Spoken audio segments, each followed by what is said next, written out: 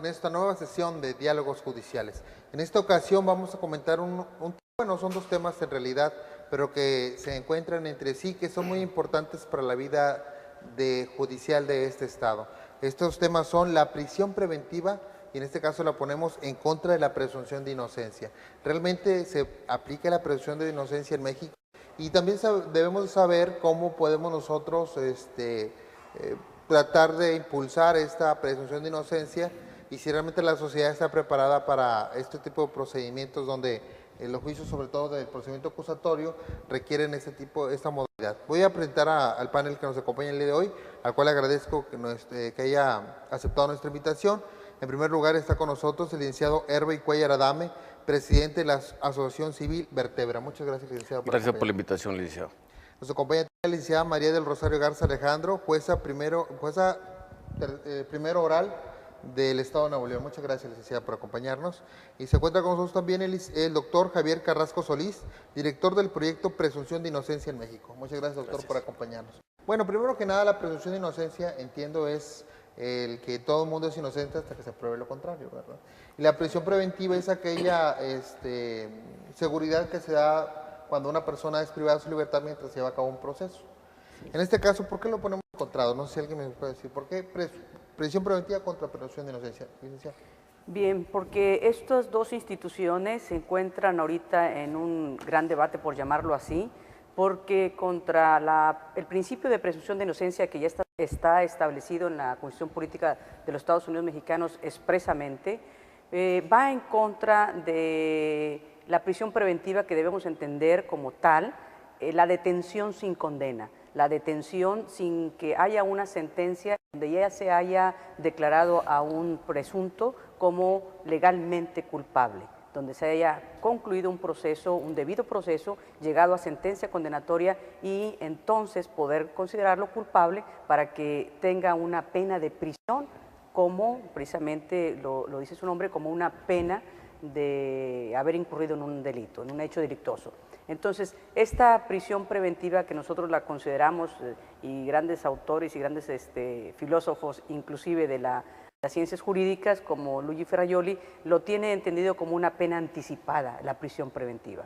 Y como tal es indebida, o sea, no podemos nosotros detener a una persona y antes de dictar una sentencia, si es culpable o no, ya tenerlo pagando una pena por ese hecho supuestamente delictuoso que cometió, que es la prisión, que es la pena extrema que se está imponiendo y que se está imponiendo antes de recibir una condena. Esto es, por eso, el debate entre cuál de las dos prioridades debe dársele prioridad a las instituciones, la presunción de inocencia o la prisión preventiva, que todos sabemos también que en nuestros códigos procesales se está utilizando como una forma de cuidar que se cumpla con un proceso, que el delincuente o presunto responsable no sea prófugo de la justicia, y por eso se lleva a cabo la prisión preventiva. Entiendo que en México, como en diversas partes de Latinoamérica, se está teniendo una revisión a nuestros conceptos del proceso penal, y efectivamente varias instituciones civiles como RENACE, ¿qué otras instituciones ha hecho estudio? Tenemos un estudio nuevo, el EGAP también, que usted ha coordinado, doctor. ¿Cómo se ve la prisión preventiva o la presunción de inocencia en estos momentos? Bueno, nosotros hemos estado estudiando el uso de la prisión preventiva a nivel nacional y a nivel internacional ya por varios años. En México específicamente, en los últimos 5 años, hemos estudiado a nivel local de Nuevo León y a nivel nacional las tendencias de prisión preventiva en México. Nuestros estudios reflejan que en los últimos 10 años la prisión preventiva ha duplicado. También reflejan de que digamos, el índice delictivo está en aumento. Entonces, cuando los legisladores o cuando, digamos, la lógica que utilizamos para disminuir el índice delictivo, aumentando penas, aumentando delitos graves, las estadísticas nos dicen lo contrario, que ninguna de estas dos cosas está en declive. En México actualmente están más de 96,000 personas en prisión preventiva. Esto le cuesta al erario 5,000 millones de pesos nada más en mantener a las personas. Entonces nosotros, nuestro estudio que tenemos sobre prisión preventiva y presunción de inocencia, desglosamos los costos que le genera a la sociedad y al Estado. Son 4 rubros. 1, el costo al Estado, el costo al detenido, el costo a la familia del detenido y el costo a la sociedad. Con estos 4 rubros, son 9,000 millones de pesos al año mantener a estas 96,000 personas. Entonces, digamos, este es un análisis del costo económico, ¿no? También hacemos un análisis del costo social, el rompimiento de las familias, el rompimiento de la sociedad, qué es lo que pasa dentro de las prisiones. En México, el hacinamiento carcelario está en 133% sobre lo que la prisión, digamos, debe de ocupar. De acuerdo al ILANUD, un instituto interamericano sobre prisiones, estima que cuando la prisión o digamos el hacinamiento sobrepasa el 120, quiere decir que ya es un autogobierno. El autogobierno va a generar, los internos se regulan automáticamente, la violencia dentro del penal, digamos los motines dentro del penal, aparte de la posibilidad de enfermedades, riesgo de homicidio, de suicidio. Nuestros estudios reflejan que es 5 veces más probable morir dentro de la prisión que las personas que estamos fuera, o 8 veces más probable del suicidio dentro de la prisión que estando fuera. También tienen más probabilidad de contraer el VIH-Sida, los internos, que hasta las sexoservidoras. ¿Por qué? Porque las sexoservidoras tienen todo un programa de protección, de exámenes periódicos. Entonces, digamos, toda esta problemática nosotros estimamos que el uso de la prisión preventiva es irracional, es costoso y contraviene la presunción de inocencia, porque, digamos, como decía la jueza, la licenciada, si tenemos a toda esta población en prisión sin condena, porque eso es lo que es, y al final están ahí 1 año, 2 años, 3 años, en el sistema tradicional hasta 5 años, al final salen absueltos o salen con una pena que pueden conmutar en libertad. Nuestro estudio refleja que el 85% de las sentencias condenatorias reciben menos de 5 años de prisión, que en algunos estados, digamos en Nuevo León, por ejemplo, si son primarios, se pueden acoger a un beneficio para conmutar la pena y salir en libertad. Entonces la lógica es por qué tener a estas personas en prisión sin condena, en prisión preventiva, por todo este tiempo, cuando existen mecanismos de que todavía los podemos seguir, digamos, supervisando para evitar que se fuguen, para evitar que cometan un riesgo a la sociedad y seguir, para, digamos, permitir que sigan con el proceso. Entonces esa es la lógica y la racionalidad de cómo estos dos principios se pueden equilibrar y pueden coexistir. Sí, de hecho, esta presunción de inocencia se fortalece en el procedimiento acusatorio, la nueva reforma constitucional que trae la oralidad de los procedimientos, pero realmente tal vez yo lo percibo así, el tiempo político, el tiempo social no es muy adecuado de repente para impulsar ese tipo de modalidad, tomando en cuenta que la violencia que existe en el país actualmente por cuestiones de delincuencia organizada y demás, indica que la sociedad quiere que los delincuentes de ese tipo sean inmediatamente agarrados y puestos en prisión preventiva, porque la verdad es que la gente demanda eso, tal vez obviamente bajo una situación podemos llamarle irracional o no pensada en la cuestión con estas bases, pero es lo que la gente quiere. ¿Realmente la sociedad estará preparada para aceptar este hecho, esta nueva modalidad? Mira, yo creo que esta temática que hoy se toca en esta mesa va a dar para estos comentarios y va a seguir dando más comentarios al respecto. Y efectivamente lo que decía aquí la licenciada y el señor doctor es que nomás para darnos una idea del por qué debemos estar emigrando y olvidarnos ya de ese espíritu constitucional del 17 y para atrás también, en Europa se gasta 19.5 billones de euros en la prisión preventiva, que equivale al presupuesto de 10 años de la Organización Nacional de las Naciones Unidas, por un lado.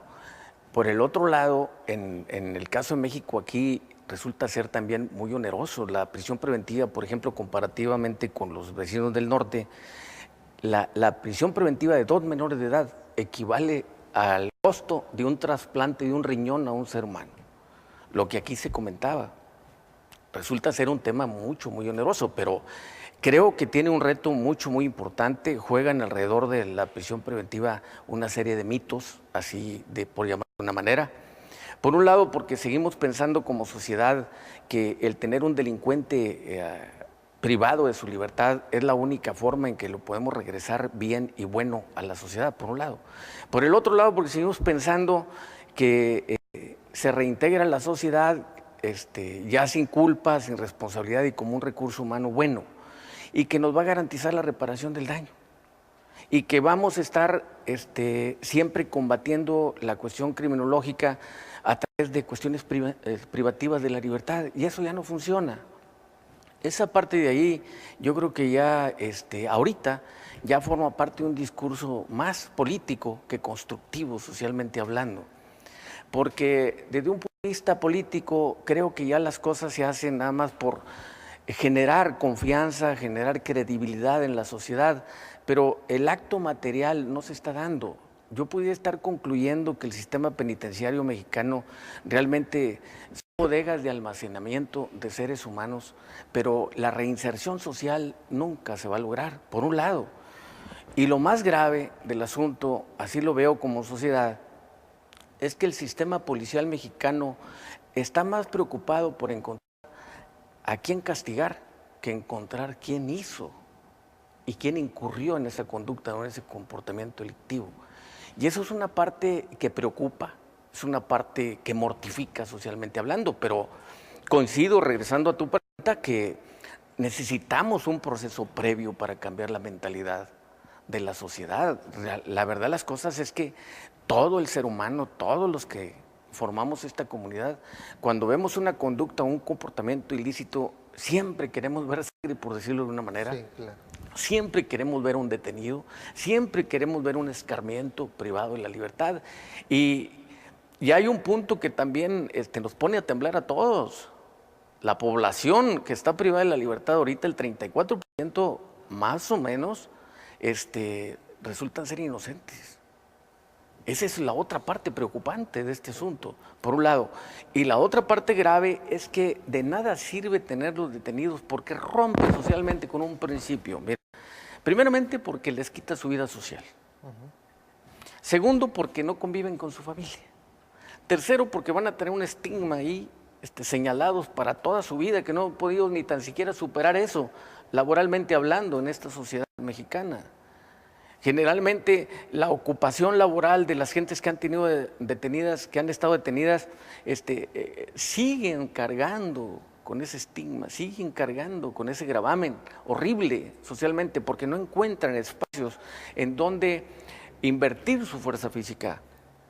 Esa es una parte que nos debe estar llevando a una reflexión, pero sí pienso y creo que en este momento, como bien decías al principio, pues suena bonita la Constitución, la legislación de secundarias. Yo no digo que sea malo, es muy bueno. Yo creo que debemos emigrar a ese sistema, pero sí debemos correr un programa, un proceso previo de cómo enterar, de cómo transparentar todo este proceso a la sociedad para que lo perciba correcto.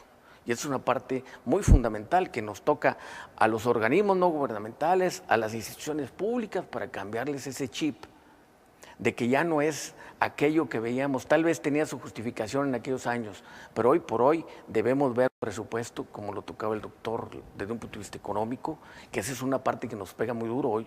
Ante esta crisis económica, verás que mantener gente detenida, pues le cuesta mucho el erario. Entonces hay que cambiar ese chip, ¿verdad? Hay muchos aspectos que tratar y bueno, vamos a seguir hablando de ese tema, prisión preventiva contra presunción de inocencia.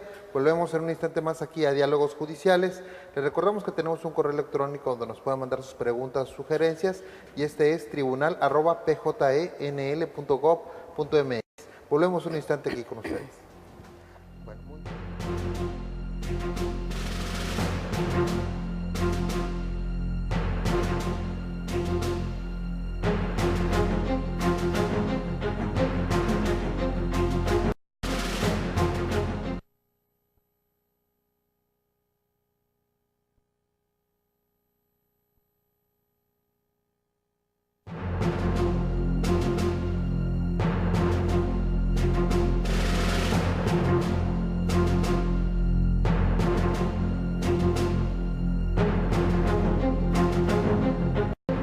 Volvemos aquí a Diálogos Judiciales. Estamos tratando el tema de prisión preventiva contra presunción de inocencia.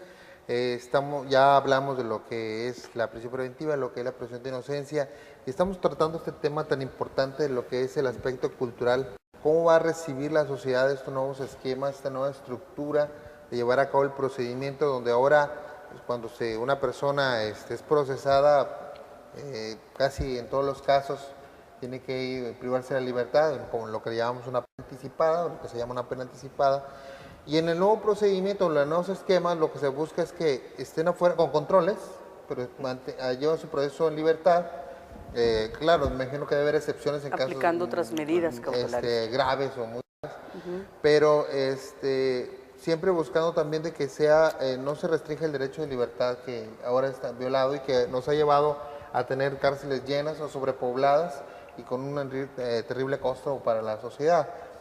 Pero volvemos, yo creo que al punto de la cuestión cultural, donde la gente puede pensar o decir que, bueno, el delincuente roba y hace todo y ahí está todavía afuera, a lo mejor para que siga delinquiendo, le va a dar la oportunidad para que lo siga haciendo, porque si él lo hizo una vez, lo va a seguir haciendo, ¿verdad? Es un modo vivendi.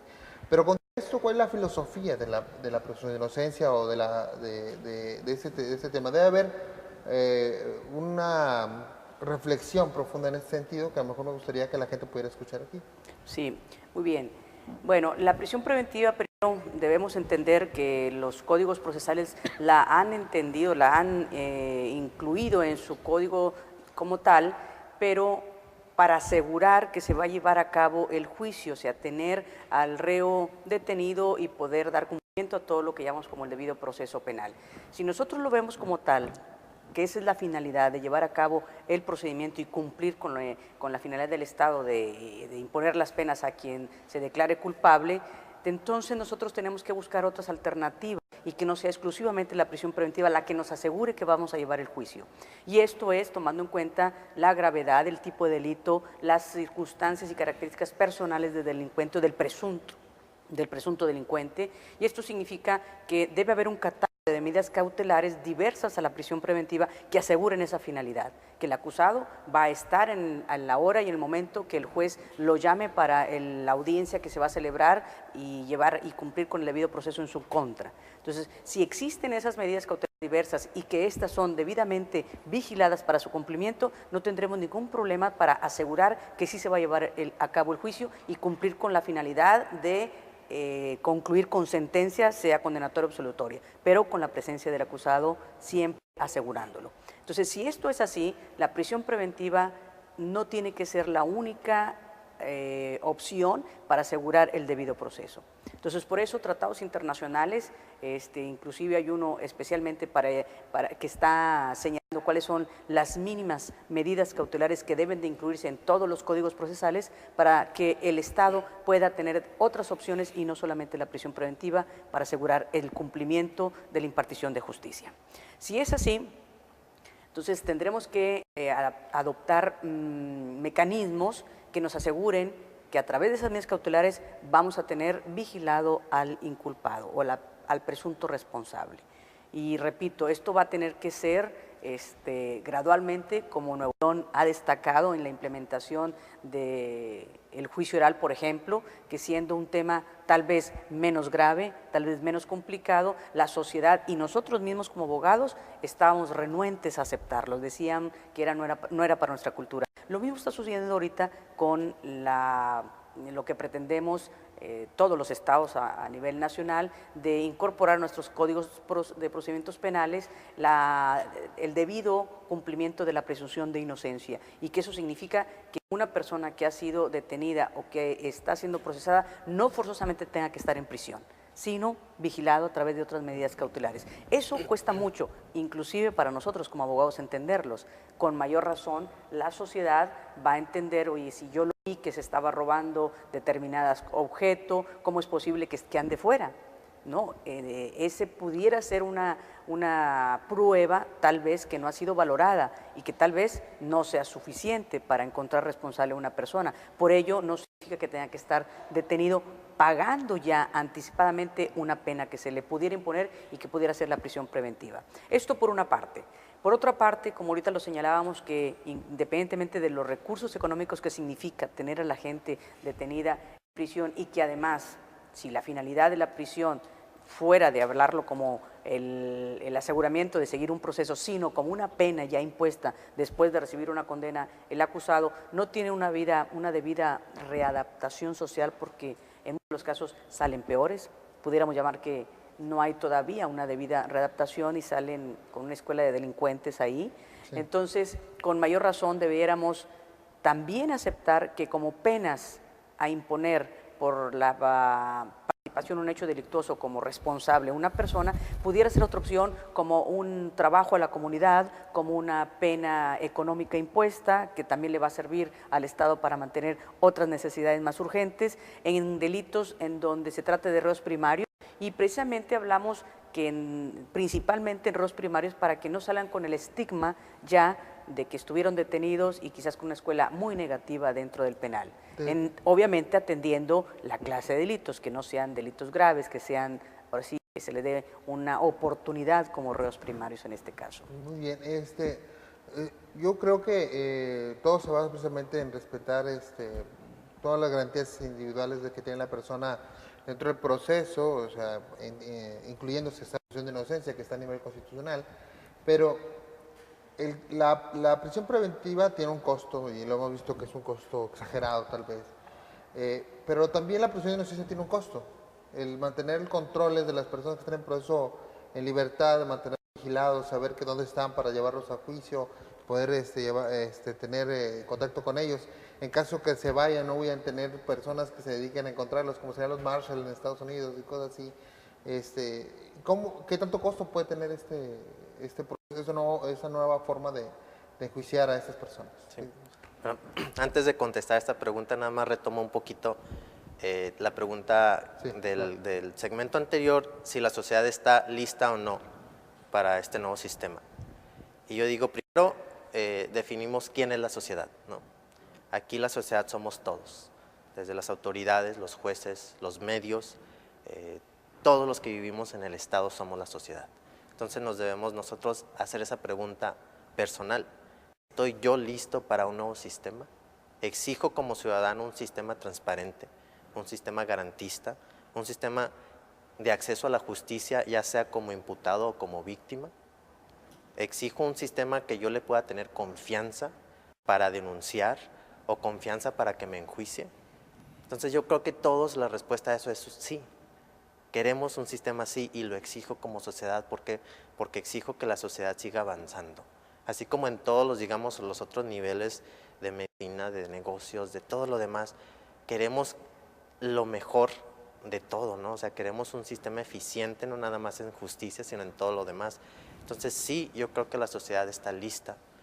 Y si no, pues nosotros, digamos, como representantes de la sociedad civil o las personas como autoridades o los jueces, somos los encargados de ir moldando la sociedad e ir avanzando. Y este es uno de esos retos del avanzar. No podemos quedarnos, digamos, en las tinieblas, más con el discurso de que no estamos preparados. Tenemos que estar preparados en algún momento y ahorita el momento está. Porque la Constitución ya se reformó y porque los estados ya tienen que dar el paso. Entonces, es cómo lo damos, cómo nos preparamos, cómo preparamos como sociedad, como medios. La presunción de inocencia no nada más es una exigencia para los jueces o para el Ministerio Público o para los defensores, también para los medios, también para nosotros como sociedad, para no estigmatizar a una persona que sale. Es una persona que sale libre, aunque salga absuelta, ya está estigmatizada porque los medios al inicio lo plasman como el delincuente, el homicida, el violador. Entonces ya cuando sale 2 años después, pues ya está fichado. Entonces nosotros mismos estamos violando ese principio. Ahora, regresando, digamos, a los costos de prisión preventiva o las medidas cautelares en libertad. Nuestros estudios dicen que las medidas cautelares en libertad, o sea, lo que cuesta para vigilar a las personas en libertad, le generaría un 20% del costo comparando con lo que le costaría estando en prisión. Por ejemplo, en Estados Unidos, el dispositivo electrónico, que es una de las medidas cautelares en los nuevos códigos de México, le cuesta al Estado $13. $13 y esa es una de las medidas más costosas por la infraestructura, digamos, por la computación que se tiene que tener. Eso es lo más costoso, la medida más costosa. Las demás se utilizan con recursos de la sociedad que ya existen, digamos, instituciones no gubernamentales que están dando un servicio como Alcohólicos Anónimos o como escuelas o como iglesias, hasta iglesias. Entonces existe una variedad de medidas que se pueden utilizar que no son costosas. Obviamente algunas, cuando la persona se fuga, pues en el sistema tradicional también tienes que tener un mecanismo para buscar a esas personas, ¿no? Entonces está la policía preventiva, las diferentes autoridades que se encargan de esto, pero sí es un ahorro significativo para el Estado en términos económicos y en términos del costo social, porque ya no están estigmatizados, porque a la sociedad también se le tiene que preparar. O sea, nosotros como sociedad tenemos que estar listos y nos tenemos que preparar en la situación de que cuando vemos a una persona que la detienen y 2 días lo vemos caminando en la calle. Tenemos que entender que ese no fue el juicio, sino que ese fue la primera audiencia. Inició el proceso y que la persona está sujeta al proceso. O sea, que no está libre de culpa y que no existe impunidad, sino que hay mecanismos que van regulando y que esa persona está siguiendo un proceso ahora de una manera diferente. Entonces es entender que el sistema de justicia exige un nuevo modelo y el sistema acusatorio es un sistema diferente al sistema tradicional. Entonces, cuando no entendamos eso, es cuando vamos a empezar a chocar con los conceptos y esto es el reto, ¿no? En los estados donde la reforma integral se está aplicando, es el primer, digamos, reto que ves, el primer shock cultural. Entonces, ahorita se requiere de la creación de una nueva cultura mental, cultura de la legalidad. Esto requiere una formación de nuevos abogados. Las universidades tienen que estar generando estas nuevas generaciones de abogados para que este cambio pueda seguir avanzando. Si lo entendemos como el sistema tradicional, vamos a decir el sistema es impune, existe corrupción y existe todo esto. Entonces tenemos que quitarnos, digamos, el chip del sistema tradicional y ponernos el chip del sistema nuevo para entender todos los conceptos y cómo coexisten y cómo las diferentes reglas pueden ser aplicables de una manera razonable. Muy bien, bueno, vamos a seguir con el tema, vamos a hacer un pequeño corte y regresamos aquí con ustedes en Diálogos Judiciales. Les recordamos también que el Poder Judicial del Estado tiene una página electrónica donde pueden encontrar valiosa información que les puede servir en su vida diaria.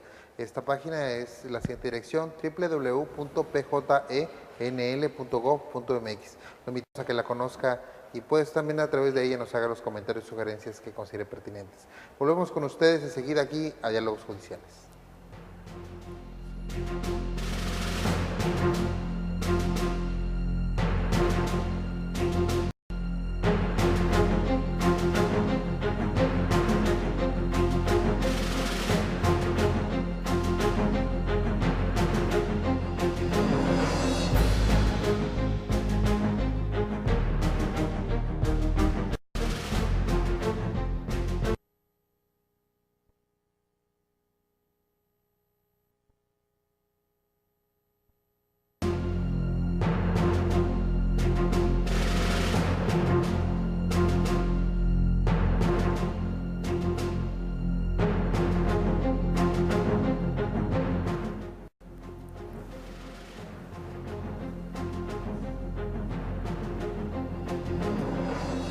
Gracias por seguir con nosotros aquí en Diálogos Judiciales. Estamos tratando el tema de la prisión preventiva contra la presunción de inocencia.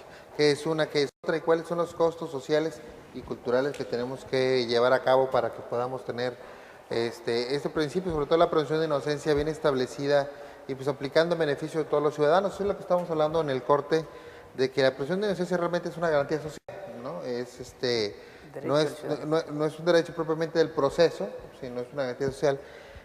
Y estamos hablando de la cuestión cultural, que estamos también, yo creo que el punto más nodal ahorita, porque la reforma de la Constitución ya se dio, ya está por aplicarse.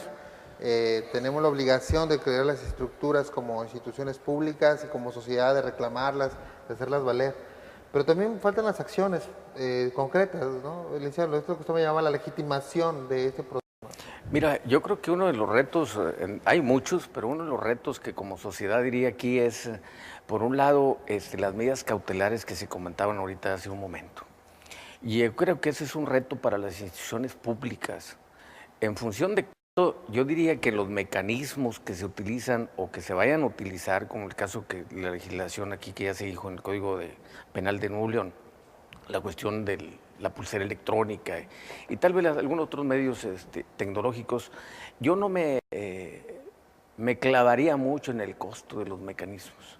Yo creo que el costo más grave, el costo más oneroso, está en la infraestructura de las instituciones. Hoy por hoy hay una cuenta pendiente con la sociedad que está en el medio, en todo, en la sociedad, en todos lados, que es un tema de la depuración. Entonces, ese es un costo muy trascendente, muy importante, y yo creo que el grueso de los números debe estar ahí. Ahí es donde está, porque tienes que estar provocando una nueva imagen, tienes que estar provocando una buena selección, un buen reclutamiento de gente. Cosas que en el 2009, por aterrizarlo sin extenderme mucho, pero por ejemplo, te diría, el uso de las botas y los cinturones de pitón o como se le llame, ni eso tan siquiera hemos podido abortar de la institución. Entonces, esa parte de ahí, tenemos que acabar con eso y provocar una nueva imagen para generar credibilidad y confianza de las instituciones hacia la sociedad. En la medida que hagamos eso, la sociedad va a ir cambiando, se va a ir modificando, va a ir legitimando lo que la institución quiere. Pero este es un reto muy fundamental, muy trascendental. Yo lo miraría con lupa en el caso de este tipo de figuras jurídicas ahora, que tendría que ponerse mucha atención por parte del Estado, porque uno de los pendientes de la sociedad, y vuelvo a decir otra vez, dentro de los mitos es, ¿para qué lo traes afuera? Porque a lo mejor se puede fugar. Bueno, eso ya no depende de la sociedad, ese ya tiene que ver con el sistema policial, tiene que ver con las instituciones, en sus procesos de calidad, que sean más efectivos, que sean más eficaces, y esa es una parte que tendrá que cambiarse, porque si no tienes esa eficacia, de nada sirve estar hablando de presunción de inocencia aquí y traer ahí presuntos fuera, por si no, lo único que vas a provocar es una situación de migración del sistema policial, de gente que a lo mejor al final del camino resulta ser responsable y los vas a traer afuera, causando más daños, como bien se decía aquí al principio, pero tiene que tener el Estado sistemas eficaces que realmente traigan consigo un resultado de cuidado, de custodia de aquel que es presunto delincuente, presunto responsable de la comisión de un ilícito. Si no se tiene bien arreglado ese sistema, pues la verdad las cosas es que vamos a tener otra mesa aquí, pero tal vez un poquito más crítica en ese sentido. Bueno, de hecho, yo creo que ahorita decía, las instituciones tienen una gran obligación de crear estructuras eficientes y demás, pero yo creo que también esta nueva reforma y esta nueva visión, yo creo que tiene más una concepción ciudadana más que una concepción pública. La verdad es que si la sociedad no se pone en el papel de, vamos a ponerlo así, ciudadano, lo que le toca. De lo que le toca, de reclamar, de cumplir, de Claro. exigir, las instituciones van a volver a tomar nichos que ahora ya tienen, ¿no? Entonces, ¿de qué manera la sociedad puede apoyar ese nuevo sistema de presunción de inocencia? ¿Cómo podría la sociedad garantizar de esta manera que ellos sean el bastión de la nueva estructura penal? Bien, yo creo que ahorita que tocaba Chao Herve y ese Cuellar el tema de que si no hay una debida vigilancia en las medidas cautelares que se van a imponer, esto no va a funcionar, definitivamente. La presunción de inocencia que se ha establecido en la Constitución obliga a reformar nuestros códigos procesales, pero no solamente eso, implica la reforma en muchas leyes como orgánicas de la Procuraduría, del mismo Poder Judicial, tendrán que crearse nuevas instituciones de vigilancia, tendrá que especializarse a cuerpos policíacos para que den vigilancia al cumplimiento de esas medidas cautelares diversas. Pero otra cosa es bien importante, en todos los casos, no en todos los casos, va a proceder plenamente el respeto de esa presunción de inocencia cuando se trate, por ejemplo, de delitos que ya la propia Constitución establece como graves y que se vuelven inescarcelables, que creo que no debe ser así, porque debemos como sociedad, como ciudadanos, tener los mismos derechos todos, independientemente del delito que se me esté imponiendo, porque también puedo ser inocente en el delito más grave que se me esté acusando. Entonces, los derechos deben de ser similares para todos. Sin embargo, yo acepto que como en Nuevo León empezamos de una forma gradual para incursionar al sistema de juicios orales, lo mismo va a suceder cuando conozcamos de ciertos delitos en donde se respete el 100% la presunción de inocencia y que ello significa que no tengan que estar con prisión preventiva. Bueno, pero además, para que proceda la prisión preventiva, debemos entender que esto va a ser a petición del Ministerio Público, ya no va a ser una función y facultad de oficio del juez.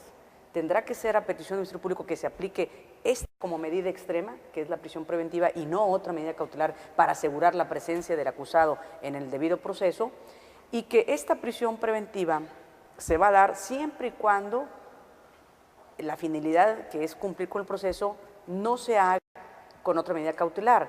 Y eso va a ser precisamente la aplicación de la prisión preventiva cuando tengamos justificado de cierta forma con elementos sustentables que va a haber una fuga, una posible fuga del acusado, en donde también haya posibilidades de riesgo para la víctima o para la propia sociedad, o bien cuando el acusado ya tenga una sentencia condenatoria por un delito doloso con anterioridad o esté siendo procesado en ese momento por un delito doloso.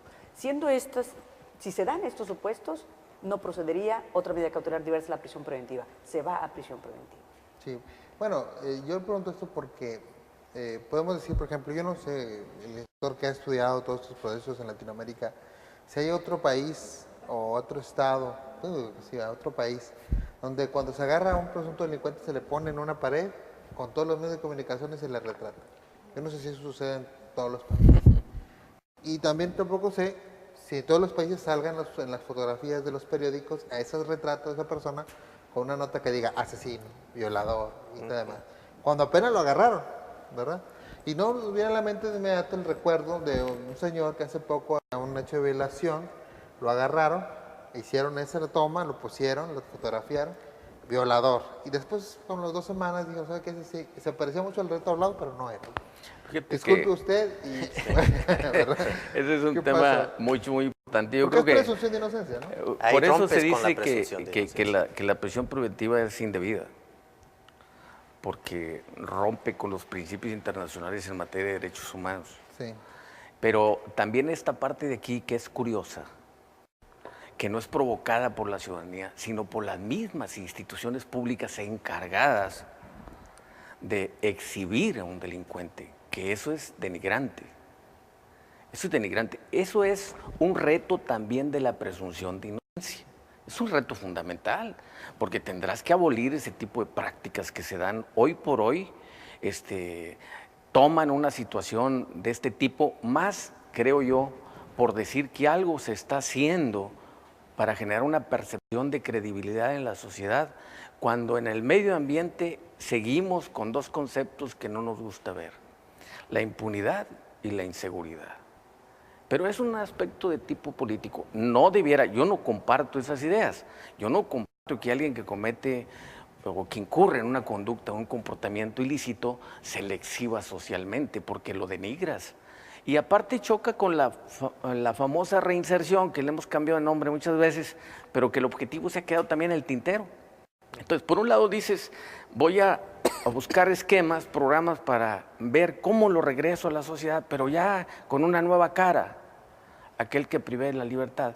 Pero desde el principio lo denigraste, desde el principio ya lo exhibiste, le pusiste números y lo exhibiste ante los medios de comunicación, y vuelvo a lo mismo. Yo creo que eso tiene más tintes políticos que lejos de estar construyendo. Realmente yo no le encuentro más que un sentido político, lejos de estar construyendo algo que ayude al ciudadano, que lo construya, que lo vaya educando, que vayamos generando una nueva cultura social en ese sentido.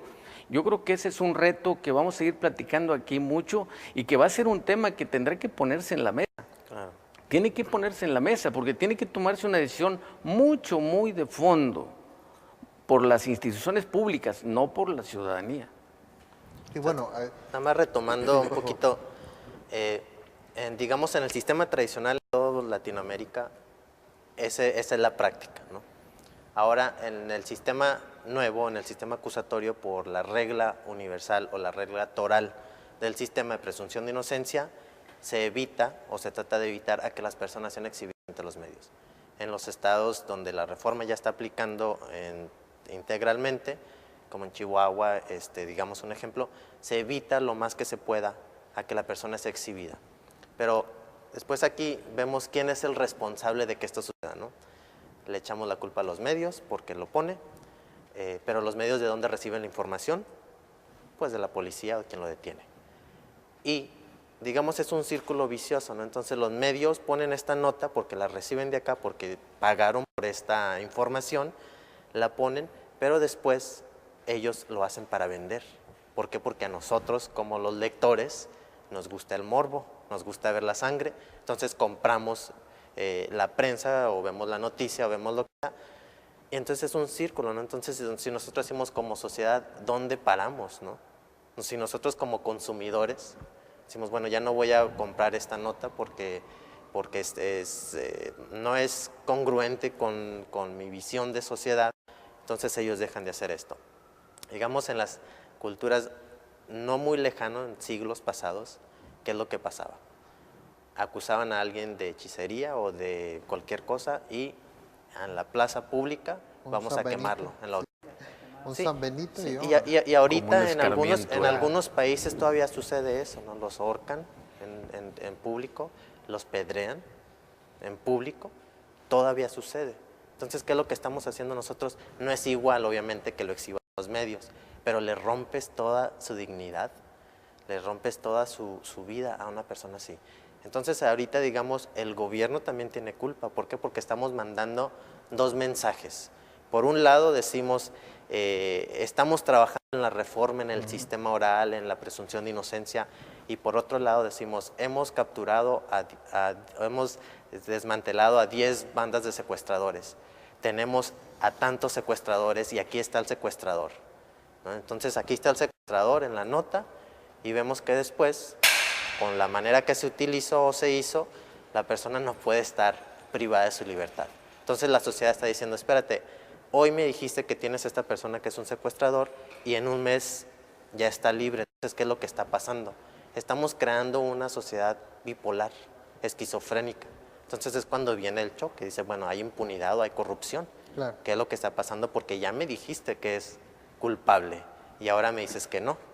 Entonces ahí, digamos, es cuestionar, como decía el licenciado, poner esto sobre la mesa y decir qué es lo que estamos haciendo como autoridades, como sociedad, qué es lo que estamos pidiendo.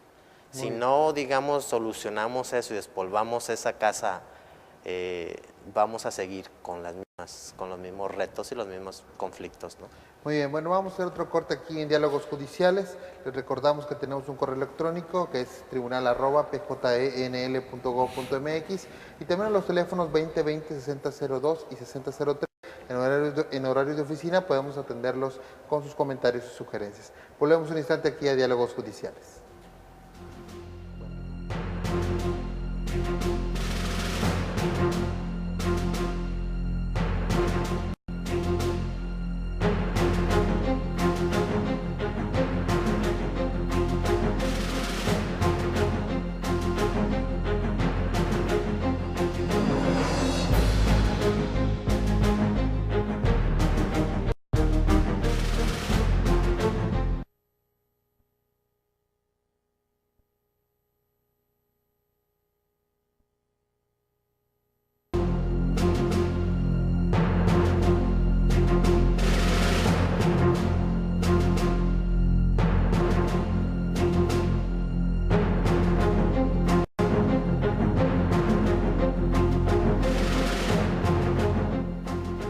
Aquí a Diálogos Judiciales. Gracias por seguir acompañándonos. Estamos tocando el tema de prisión preventiva contra presunción de inocencia. Han salido algunos subtemas interesantes respecto de este círculo que se da entre autoridad, medios, sociedad, donde se quiere ver sangre, ¿verdad? Y que alguien pague como chivo expiatorio en que sea.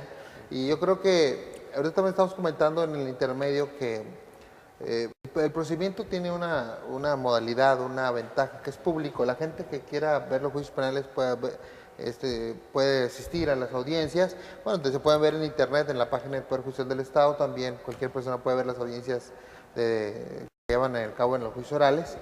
Y realmente eso tiene una ventaja, ¿no? Realmente debemos como sociedad entender que el logro de la policía no es agarrar a una persona, sino es que se logre condenar al verdadero delincuente. Y como sociedad debemos mantener nuestra convicción de que debemos exigir pues que la delincuencia en general se baje, no nada más que un delincuente en particular sea arrestado, ¿no? Pero ahorita estamos hablando sobre todo de la cuestión de cómo este nuevo procedimiento toma la presunción de inocencia y exige que no se le considere como culpable por nadie, ¿no? El juez tiene ese principio en primer lugar. ¿Cómo garantiza el procedimiento que ocurra, licenciada? ¿Cómo el juez, en este caso, puede quitarse esa vestimenta de ciudadano, ponerse la toga de juez y juzgar sin parcialidad alguna, aún en los casos que son más graves? Sí, como comentábamos en este foro, hemos estado diciendo que es cuestión de culturas.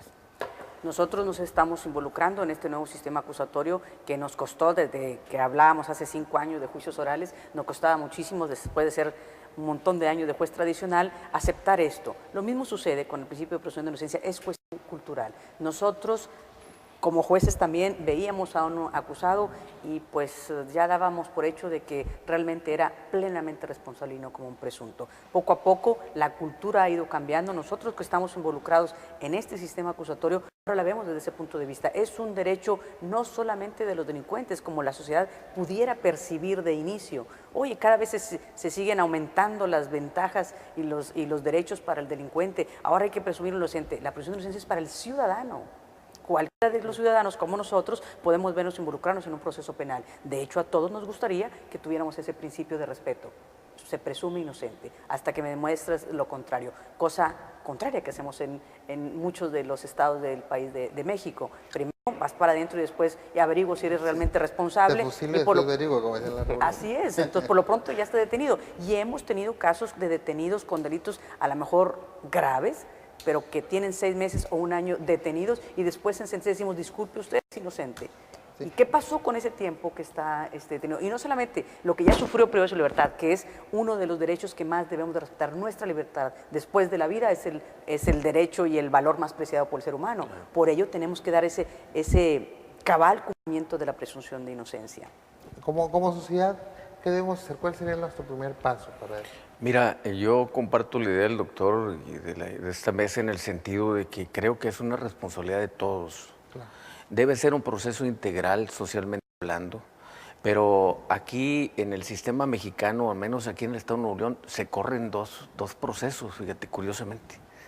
Un proceso que generan los medios de comunicación y que al final del camino, sin que se agote el procedimiento legítimo, legal, está condenada la persona, socialmente hablando.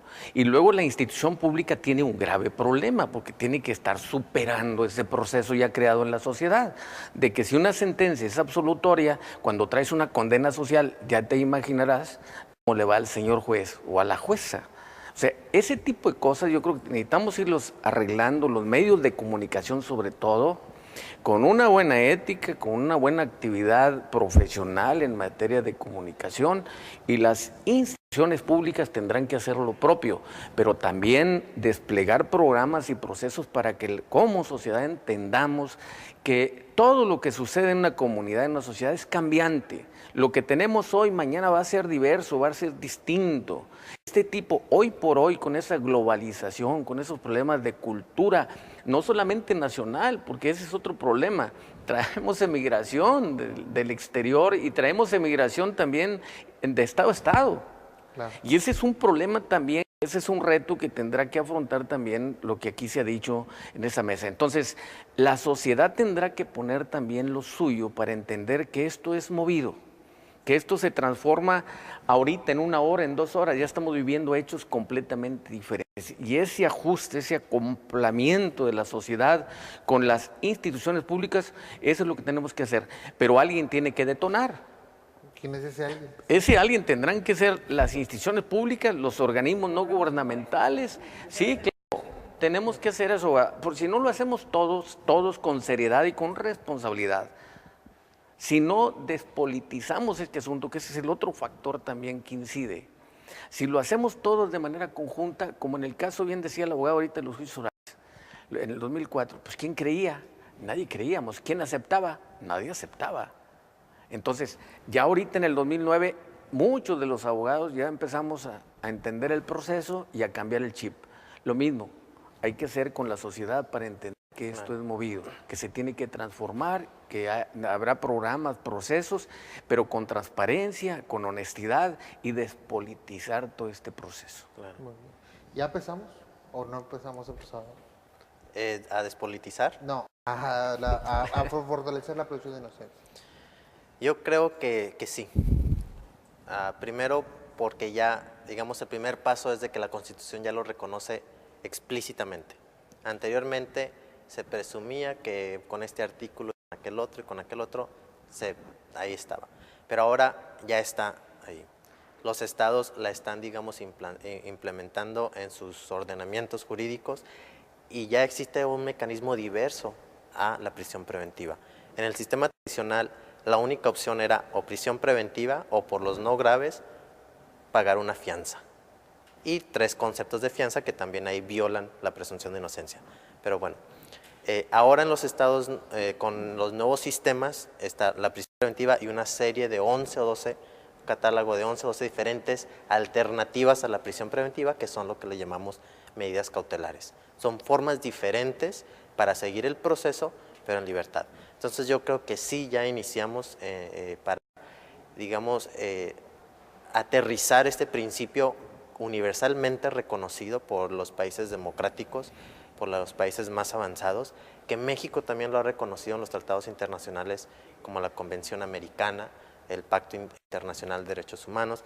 Entonces está ahí, ahora lo estamos aterrizando a la realidad local.